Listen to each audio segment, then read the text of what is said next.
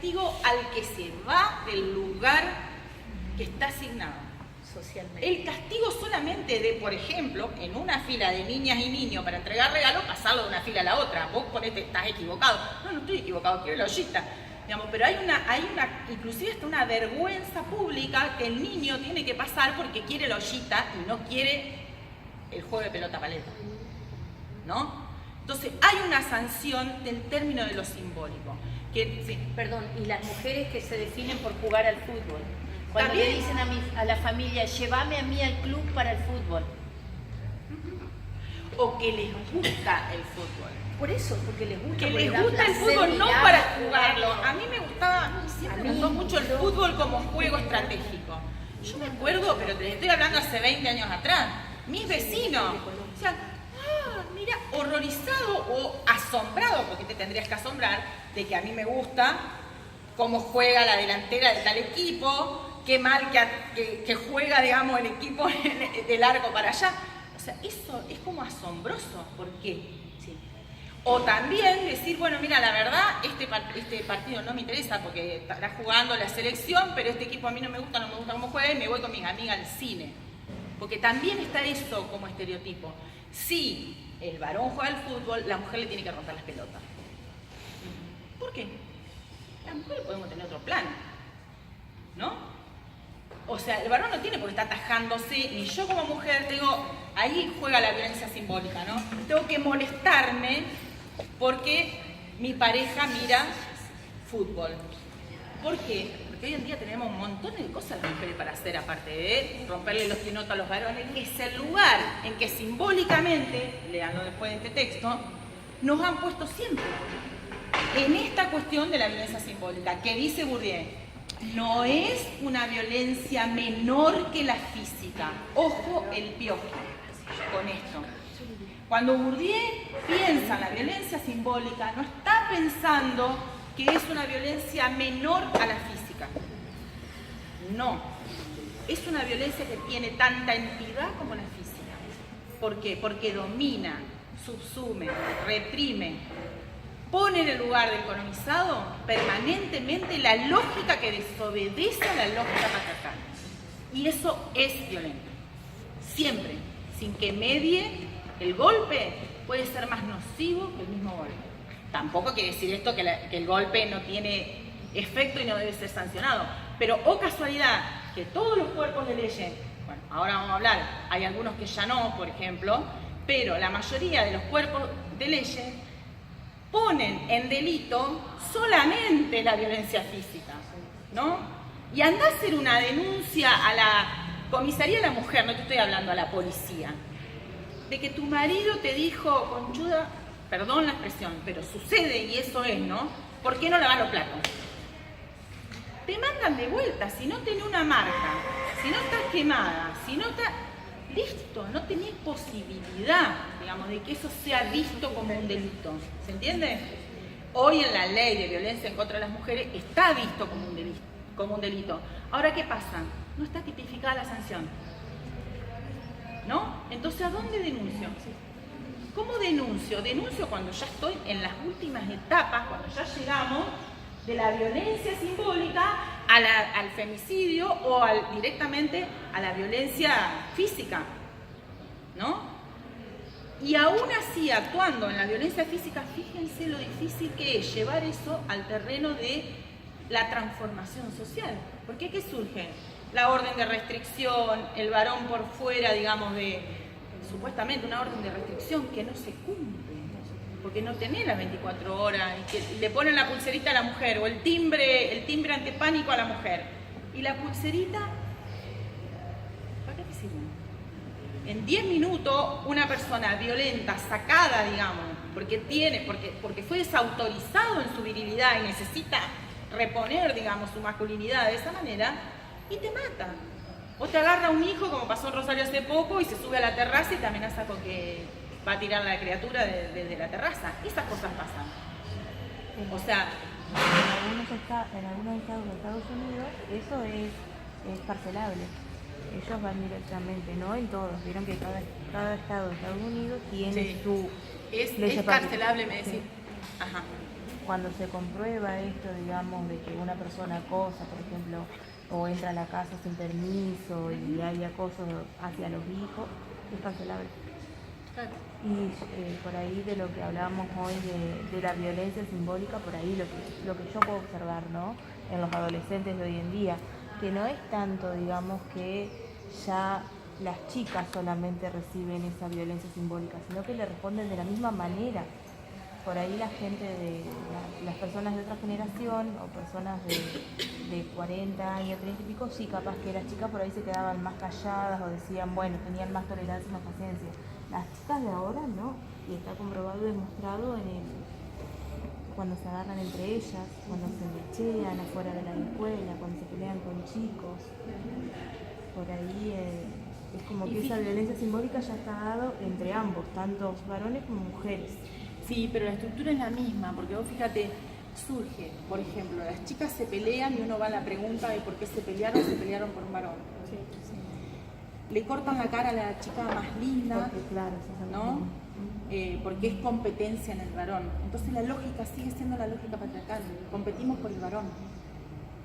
La lógica de la competencia, no hay una lógica, digamos, de relaciones horizontales.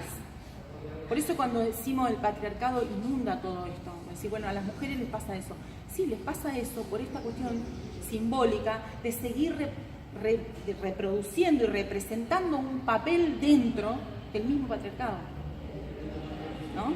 Porque las chicas se pelean por eso. Y se pelean por el poder a veces, porque aparte no es una cuestión, vuelvo a repetir, de mujeres y varones. ¿Quién implementó el sistema, esta última etapa del sistema capitalista, por primera vez en el mundo? Margaret Thatcher, una mujer. ¿Eso la hace antipatriarcal? ¿Porque ejerció el poder? No. Es la práctica la que define. La práctica define si sos patriarcal o antipatriarcal. No te lo define el sexo. Tú puedes ser mujer y ejercer poder de modo patriarcal. O estar entrampada, ¿no?, como dice Bourdieu, en la lógica patriarcal. No te movés de ahí. Cuando vos seguís pensando en términos de dominio, por eso hay palabras como clave que tenemos que ver, digamos, y recuperar en la lectura de esta situación. Cuando sigo pensando en términos de colonialidad y dominio, sigo pensando en términos patriarcales. Sigo pensando además en tener que demostrar el poder. Ojo, que no es cosa menor esto, porque se gasta energía del mundo alrededor de la demostración de poder, del mundo y subjetiva, porque estamos todo el tiempo tratando de demostrar poder, ¿no?, cuando podríamos estar gastando esa energía en construir otro modo de vida. Pero no es fácil, porque Bourdieu ya lo dijo. Nos trasciende, no es un proceso consciente, nos trasciende porque nos constituye, ¿no?, socialmente. Bien. Acá, digamos, lo que me parece importante que podamos pensar de la definición de Gabarra, que fue, digamos, una abogada que estuvo en el Observatorio contra la Violencia de Género en las Mujeres, que es un organismo que se creó a partir de la creación de la ley en contra de la violencia a la mujer. Ella hace un análisis, que después lo va a retomar Javier acá, que tiene que ver con la construcción en los medios sociales, en los medios de comunicación, perdón. Entonces, de lo que habla ella es de cuáles son la potencia de la transmisión de los mensajes, los valores y los íconos que van naturalizando, ¿no?, el lugar de subordinación de la mujer. Y acá hay otra palabra que me parece clave, ¿no? Cuando hablamos de poder, hablamos de el intento de subordinación del hombre, ¿no? Por eso vuelvo a reiterar lo que dije antes. No es una cuestión solamente de varones y mujeres, no es una cuestión solamente de machos y féminas, es una cuestión que atraviesa las relaciones sociales, ¿no? Nos atraviesa y nos constituye. Y acá hay algunas frases que yo saqué de un texto que ustedes tienen en el aula virtual, que es un suplemento que saca el Le Monde Diplomatique, sobre los micromachismos en la escuela. Fíjense, ¿no? Estas son algunas de las frases. La tercera es gravísima. Fíjense la tercera. Yo puedo mirar a mis alumnos de 13 años como quiero porque mirar no es ilegal. Vayan al texto de Segato sobre la mirada expoliadora del varón, ¿no? Porque entonces no tiene que ver solamente con el piropo o con esta cosa que parece que no tuviera efectos, ¿no? Sino que Segato habla de la mirada cazadora, ¿no? Cazadora del varón, que no es lo mismo que una mirada amorosa, no estamos hablando de esto, ¿no?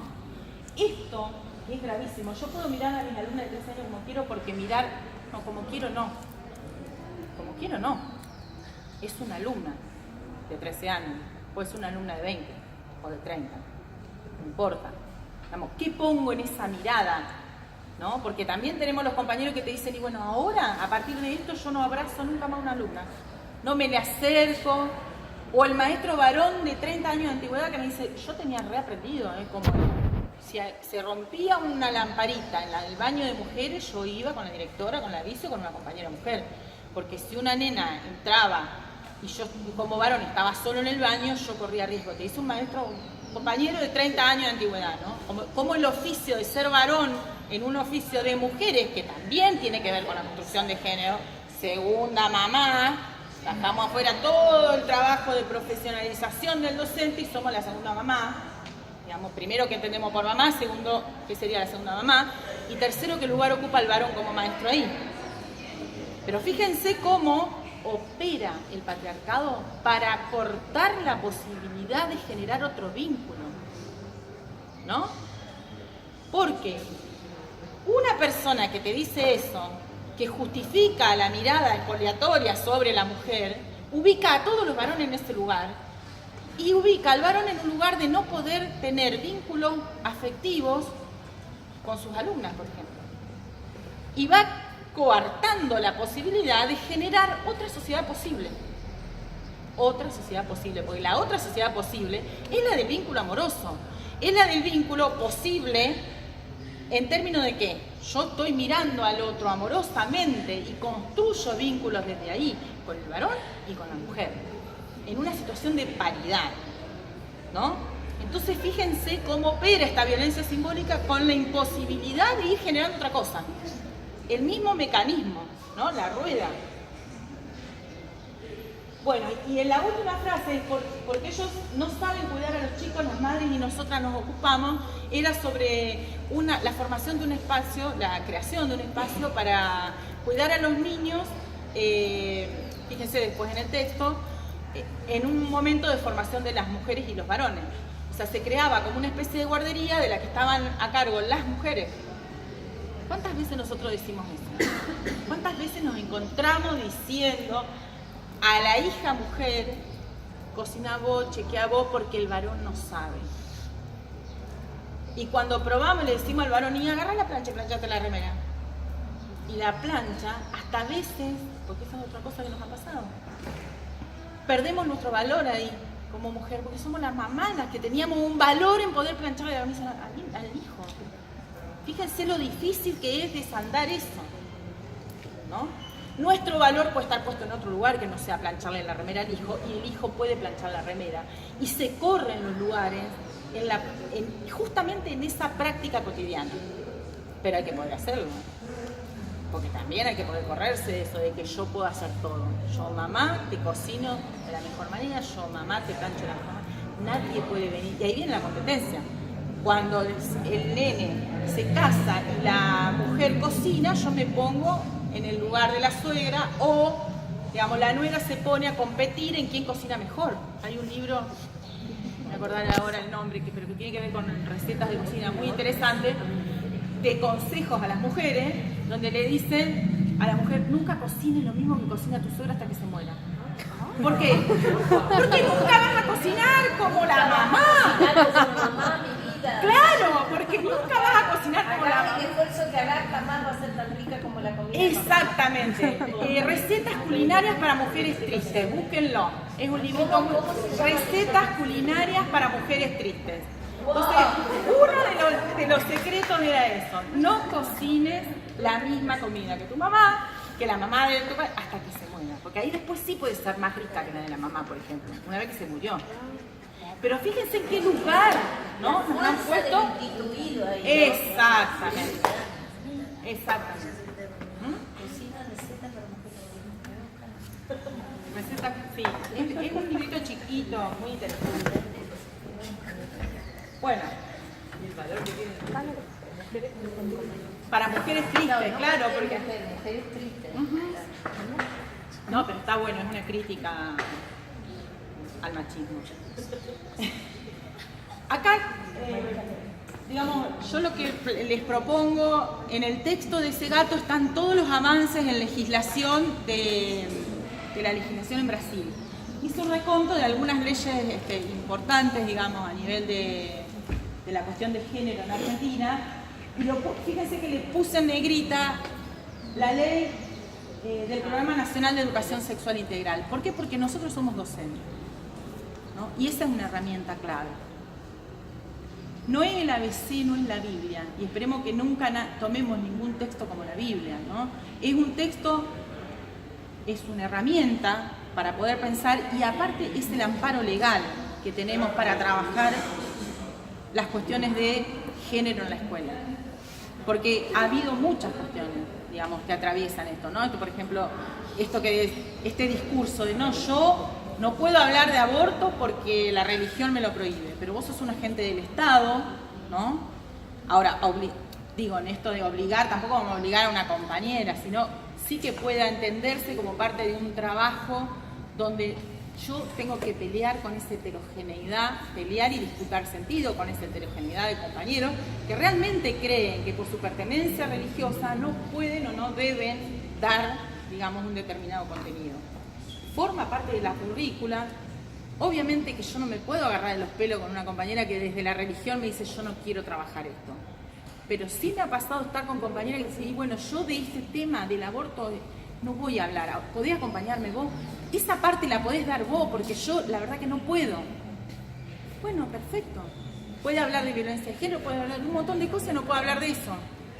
A mí me parece clave, Marita, ahí pensar la cuestión de que un educador, un docente, está siempre en función de Estado. Esté en el lugar que esté, nosotros estamos en función de Estado. Y esto que está diciendo la profesora es fundamental. Sí, vos como sujeto particular podés estar de acuerdo o no. Pero además acá no se trata de estar de acuerdo o no, sino que se trata de pensar que es una problemática de agenda social sobre la que uno tiene que trabajar, problematizar, discutir. Yo digo esto en un momento que todos sabemos que ayer y anteayer y estos días pasados fue tremenda la cantidad de directivos, docentes, que a los propios compañeros les recomendaban no hacer la pregunta que vamos a seguir haciendo todos. ¿Dónde está Santiago Maldonado? ¿Dónde está Santiago Maldonado? Y la verdad que es muy, muy, muy doloroso escuchar educadores que te dicen en la escuela yo no vengo a hacer política. Miren, en la escuela yo me voy a enojar si alguien hace partidismo, pero político es la práctica docente. Un solo libro de Paulo Freire, por decir a alguien, que no nos enseñe que el acto más político que hay es la práctica docente. Sin embargo, había compañeros persiguiendo compañeros, directivos persiguiendo compañeros por traer el tema de la desaparición forzada de un ser humano en democracia. Esto es lo que no tenemos. Que es parte de la currícula, porque tiene que ver, digamos, claro, con todo el fragmento, toda la parte, digamos, el fragmento de la currícula que trabaja derechos humanos, que te posibilita vos, además, que es un tema, la desaparición forzada de personas, ¿no? Y la carátula es esa, sí. Igualmente, nosotros lo hablamos porque la mayoría acá somos educadores, ¿no? Pero comentamos que cuando trabajamos en instituciones donde la seguridad no está asegurada y el Estado no se le hace cargo, a veces por tratar estos temas, con familias que están educadas de otra manera, podés llegar a perder hasta tu lugar de trabajo. Exactamente. Sí. Porque nadie te asegura. Sí. Uno no se quiere transformar, quiere seguir para adelante, pero nadie te asegura que si viene alguien y te plantea algo, vos vas a estar protegido. Claro. Vos tenés que mediar. Estás protegido por la ley, en eso dice ese gato, pero genera está en tensión con la ley de estatus, lo que vos decís, o sea, la tradición a veces puede más, y en algunas instituciones eso es así. Es así. Ahora, sigue habiendo, por eso digo, en esto tenemos tanto para trabajar. ¿Por qué? Porque en realidad ahí tienen que operar todos los estamentos del Estado, digamos. En realidad vos estás sola frente a los chicos, ¿no? Y frente a los padres. Perdóname, Marita, los sindicatos, porque yo entiendo que estás hablando del apoderado legal que a pesar de toda la fuerza que hiciste, bien toma la decisión y te echa una patada. Pero digo, ahí hay un montón de sindicatos que tienen que trabajar y operar también en la defensa de los derechos del trabajador, porque si vos me decís a mí que el trabajador se queda solo, es porque estas agrupaciones colectivas también han perdido parte de su fuerza, su eficacia o su norte en términos de cuál es el propósito para el cual nosotros creamos los sindicatos. Es para que defiendan los compañeros, porque vos no estás haciendo ni más ni menos que cumplir tu función de Estado.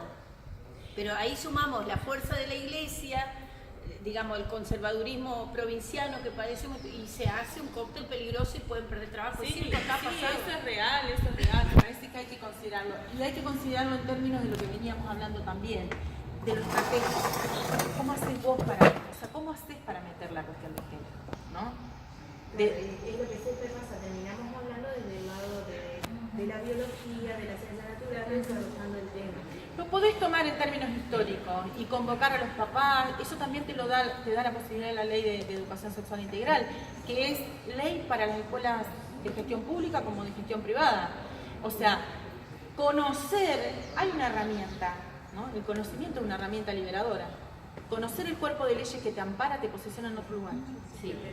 No es lo mismo no conocer o no saber qué ley me ampara que saber, y no desde la prepotencia, sino desde es mi deber como docente tratar esto, porque así lo dice el currículo, porque así lo dice la ley tanto, y sin enojarte, sin entrar, que el chico quede en la disputa del discurso de la familia, del discurso de la escuela, vos podés generar una instancia de diálogo. Eso también es construcción de otra lógica, que no es patriarcal, que no es la de la imposición. Tenés la ley para respaldarte, no para imponerla, para respaldarte en tu accionar. Y vos podés trabajar con los padres esto. Algunos te van a decir que no, siempre, ¿no? Y algunos te van a decir que sí. Y con el grupo con el que puedas, llevarás adelante la práctica, ¿no? Pero también se trata de dar vuelta a esta práctica. Pues si yo me enfrento con los padres y digo, no, porque yo lo voy a dar porque así lo dice la ley, listo. O sea, ¿qué efecto tiene en el niño? Digamos, esto, porque el padre vos salís de la escuela, el niño, y el padre va a decir, esa loca, la maestra, mira que te dice, no la hagas de bolilla, ¿no? Entonces, en esta cuestión de justamente lazos más horizontales, relaciones más horizontales, otros modos de construcción, puedo estar pensando en sumar a los papás a esto, ¿no? Que eso también te lo dice la ley. Sí, también te plantea el trabajo con los padres. Hay cuadernillos con los padres, hay temas para trabajar con los padres. Y no la conocemos, tiene más de 10 años, la mayoría de los maestros no sabemos que existe. No es casualidad eso, ¿eh? Todo esto de tener la información, porque suele pasar con los papás o con las familias que no tienen la información, entonces actúan o suelen opinar o tienen, digamos, esta cuestión de la opinión desde el desconocimiento. Claro. Entonces, el acercarlo desde lo pedagógico también a los cuadernillos, también al material, también tiene que ver con lo estratégico, ¿no? Entonces, nos posicionamos, pero también lograr ese diálogo, lograr ese espacio, ese consenso. A ver, ahí vamos a los teóricos, vamos a Gramsci, digamos, ¿qué necesito yo? Generar consenso. Eso, digamos, se ha logrado muchos cambios en sociedades muy pequeñas cuando se logra esto, de poder acercarse a los papás desde el conocimiento, desde la ley, desde los cuadernillos, desde el material, que eso genera, digamos, otra mirada. Los papás se van con otra idea porque van pensando una cosa y se van con otra idea. Vienen enojadísimos. No encuentran nada, pero no era como No es pensaban. exacto. Porque estamos hablando de educación sexual integral y las múltiples dimensiones que eso tiene, ¿no? Porque si no aparece como que nosotros le vamos a enseñar, no sé, pornografía a los pibes. ¿Se entiende? En realidad, justamente vamos a cuestionar esos modos de constitución de la sexualidad y vamos a... Sí. El problema, aparte de ese, hay una cuestión muy puntual que tiene que ver con nosotros como docentes. Creo que todavía no nos hemos convencido realmente de esa ley y de lo que tenemos, digamos, de función del Estado, digamos, de trabajarla. Y ahí está la cuestión, porque en una escuela, si vos tenés 60 docentes, por ejemplo en secundaria, de los 60 docentes, quizás somos 3 los que trabajamos. Claro. 3 Solos. con 60 personas en total. Entonces digo, hay también una cuestión de institucionalización que no está. Hace 10 años que no podemos lograr en una escuela institucionalizar la ley, para poder trabajarla en serio, no que seamos solo 3 de los 60 que trabajamos. Bueno, miren, eso que vos estás diciendo, por ejemplo, miren cómo se da. En un rato viene el agitazo por la ESI en Rosario. La mayoría de los que nos reuníamos para la organización, los que lograron abrir y que no quede en un cuerpo chiquitito de personas que van defendiendo esto, fueron los estudiantes, las organizaciones de los centros estudiantes, que empezaron a ir a las reuniones y dijeron, nosotros necesitamos saber, queremos saber, necesitamos saber. La directora no quiere, pero nosotros queremos. Bueno, hoy está el agitazo por la ESI en Rosario, se ha hecho en otros lugares, no sé si acá en Santa Fe se va a hacer, no sé si acá no. Pero digamos, se eligió un mes, digamos, es más, los chicos plantearon de ser un día, el agitazo que sea el mes, y se mandaron actividades recitales, actividades adentro de las escuelas, actividades en internet, intervención con tuitazos y demás, en las redes sociales, lo organizaron los pibes. Y fíjense el compromiso, porque son ellos también los que nos provocan y nos convocan a cumplir la ley. Porque te lo dicen así, yo quiero saber y tengo el derecho. Entonces ya no es tu obligación como docente de dar ese contenido y de trabajarlo, sino los pibes reclamando su derecho a saber. ¿No? Esas cosas se dan y está bueno que se den. Y bueno, esto es el recorrido que yo les venía diciendo. Segato plantea que, bueno, desde la configuración de la ley, que es el cuerpo de leyes que yo les mostraba recién, al reconocimiento efectivo de la ley por parte del Poder Judicial, tenemos un trechito. Sí. Yo me pregunto si también es una pelea por los recursos.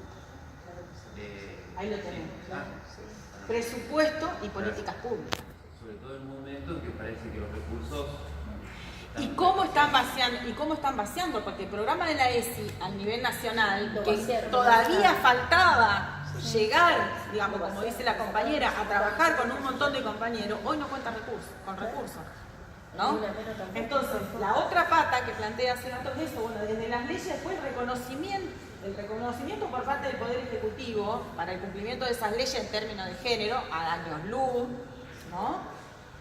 El presupuesto en políticas públicas. O sea, si no, te queda la ley en la ley. Si no tenés políticas públicas que amparen eso, ahí quedó, ¿no? Y de ahí poder evaluar las prácticas ciudadanas, ¿no? Las transformaciones de las relaciones sociales. Ese es el último paso, pero bueno, de ahí todo lo que tiene que pasar antes para que lleguemos a ese lugar, ¿no? Y como dice el compañero, la decisión política de la política pública, que igual tiene todo el peso de la ley de estatus haciéndole contrapeso, ¿eh? O sea, no se resuelve solo con eso, pero sin eso, menos. Bueno, y esto es lo que hablábamos antes, cómo también cómo la ley del estatus se infiltra en la ley del contrato, ¿no? Segato lo analiza en términos de cómo la moral está sobre el derecho, porque los violadores en la cárcel manifiestan que en realidad, por ejemplo, lo tienen en el texto que también lo pueden leer, una de las cuestiones es decir, por ejemplo, a la mujer creyente no se la viola, o no se la toca, o no se le hace daño, ¿no? Porque la mujer creyente no es desobediente. O sea, es moralizador en cuanto viola a quién, a la desobediente, a la que se pone minifalda, a la que sale a la noche, ¿no? ¿Se entiende esto? Entonces ahí el tipo está en la cárcel, pero te saca la ley moral. Es decir, yo lo hice porque había que hacerlo. Alguien, digamos, tenía que ubicar a esa mujer, o ella lo quería, me lo estaba pidiendo porque se puso la minifalda, ¿no? Entonces se lo merecía, lo buscaba, lo quería. Ahí está la ley moral por encima de la ley de contrato, ¿no? Y después hay otra cosa que a mí me interesa también que lo pensemos, que es la ley, ella lo trabaja en los pueblos originarios, que es la lealtad al colectivo, que se impone por sobre la lealtad al género, ¿no?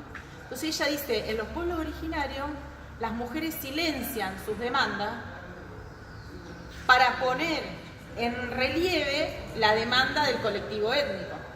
¿Se entiende? Para no fragilizar ese colectivo y la lucha. Entonces queda subsumida. Otra herramienta complicada. Y yo les puedo asegurar que no es el único lugar donde eso sucede. Muchas organizaciones sociales te van a decir, lo he visto hace poco, una compañera se levanta y se enoja con un compañero en una reunión, dice un montón de cosas de la desacertada intervención del compañero y hasta las compañeras de ese grupo se enojaron con la que le cuestionaba el machismo del compañero. ¿Se entiende lo que digo? No, porque acá había que preservar al grupo, pero no, lo que dijo era una barbaridad. ¿Por qué siempre hay que silenciar en pos de no fragilizar la lucha? ¿Está? O sea, esa es otra herramienta que tenemos ahí bastante complejamente obturada, ¿no?